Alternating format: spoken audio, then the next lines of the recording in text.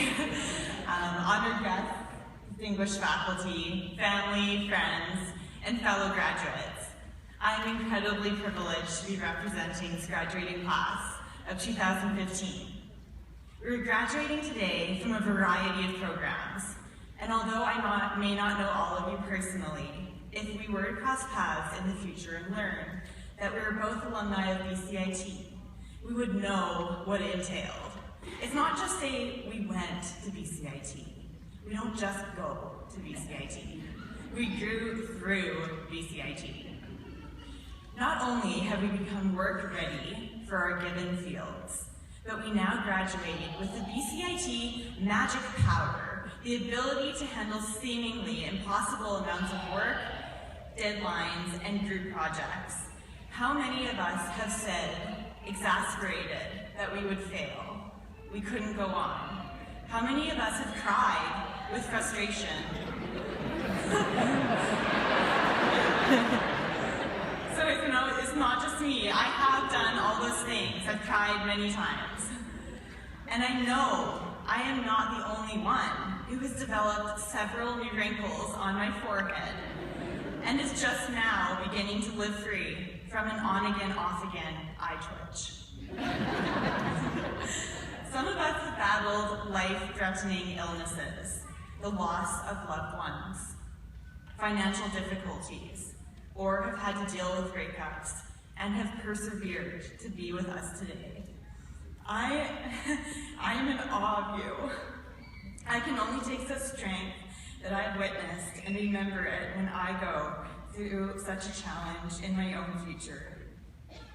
Many of us also manage part-time jobs, raising children, and volunteering our time to organizations both in and out of BCIT. I was recently asked in an interview, what are some major obstacles you have overcome, and how have they shaped your values and direction in life?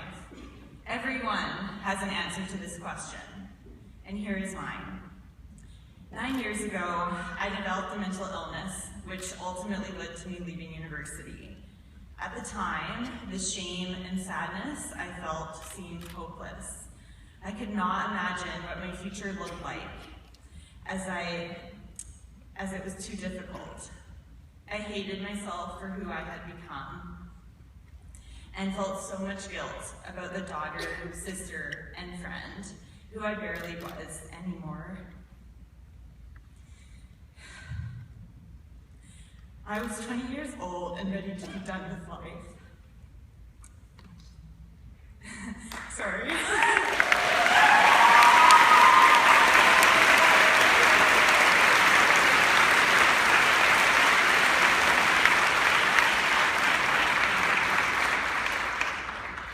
I didn't mean to actually get emotional. One morning 6 years ago this month, I made a decision to let others help me. This was the single most important decision I have ever made and will likely ever make. I slowly started to replace my sadness with gratitude. Over the last 6 years, my motivation has been fueled by my gratitude for a second chance. It gives me the courage to do things that I never would have thought possible. I remember feeling so elated that I was accepted into BCIT, as due to my past, I had doubts that I would be accepted. This is a testament to the BCIT administrators looking past the paper and into the person. I took this acceptance seriously, so I made a pact with myself to get out of my comfort zone at BCIT. For example, I volunteered to do a public speaking assignment in front of our lecturer instead of a lab. I was shaky and nervous, but did it. No grade is better than the experience of going beyond our comfort zones. I also learned that light blue colored shirts easily show sweat.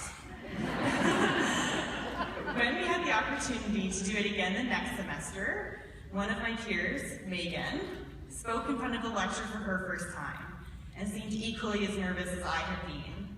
I remember watching her and feeling so happy because I knew how good she would feel after. Students at BCIT aren't just managing 7 to 8 courses at once. We are also trying to find our place socially. It is not easy, even for grown men and women. I made a conscious decision early on to be myself, to never not do something because of fearing what others would think. Judgments I feared, such as, she's a nerd, she's just trying to pad her resume, or she only ever wears leggings, were actually more resemblant of the types of thoughts I used to have about myself those many years ago. I vowed to tackle BCIT differently.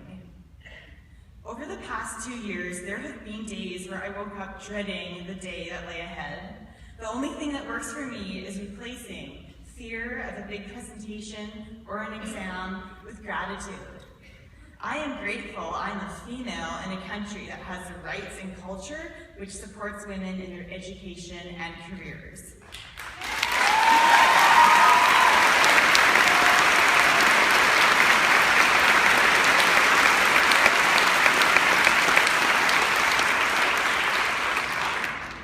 I am grateful that I have a mind capable of pursuing a challenging career and a body capable of running to the bus stop when I hit the snooze button a few too many times. I realize we have all faced challenges in life, and I have shared with you today one of my own, to hopefully help at least one person in this room overcome a present or future challenge, whatever that may be.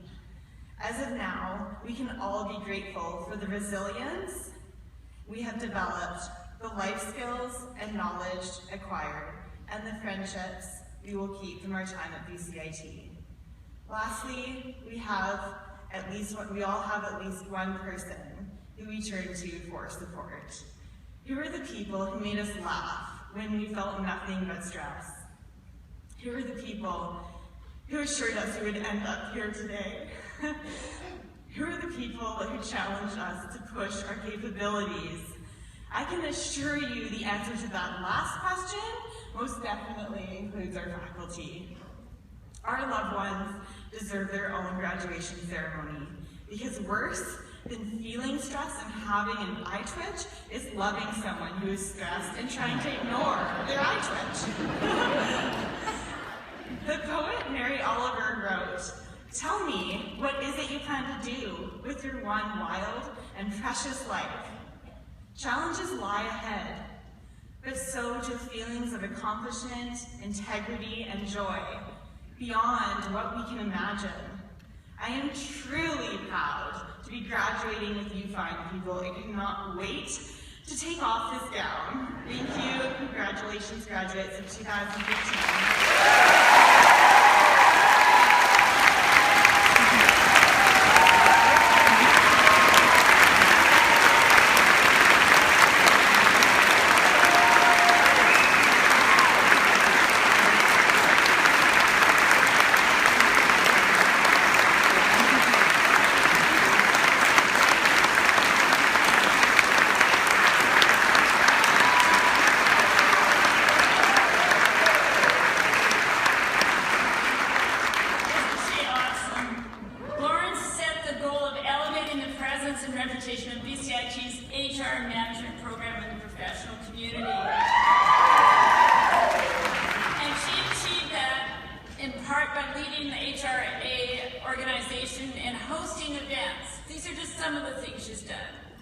Even though she's so modest to tell you, the event included an HR panel, a discussion, keynotes, and networking. The sold-out event that you were worried about profiling yourself for was approximately attended by 90 people with a huge success. That's what she didn't tell us today. Lauren also consistently made excellent grades during meeting these challenges and demonstrated leadership qualities extraordinaire. You worked tirelessly, probably timelessly too, during your time at BCIT to increase student involvement, strengthen engagement, and create a community of professional HR professionals. But I just have to say from the heart, Lauren, you are just so authentic, and I hope that each one of us can be like you as we go forward and meet our respective challenges. Congratulations.